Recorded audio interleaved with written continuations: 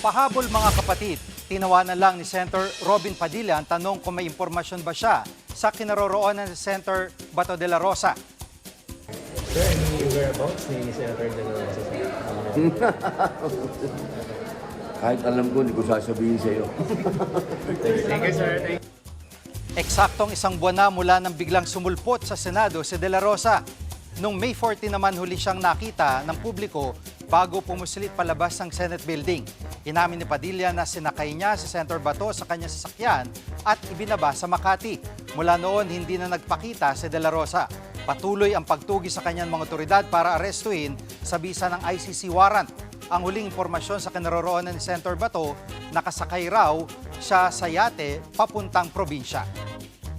Mga kapatid, Jig Manikad po, pagdating sa mahalagang balita sa loob at labas ng bansa, dapat una sa lahat, mag-follow at mag-subscribe na sa social media pages ng News 5.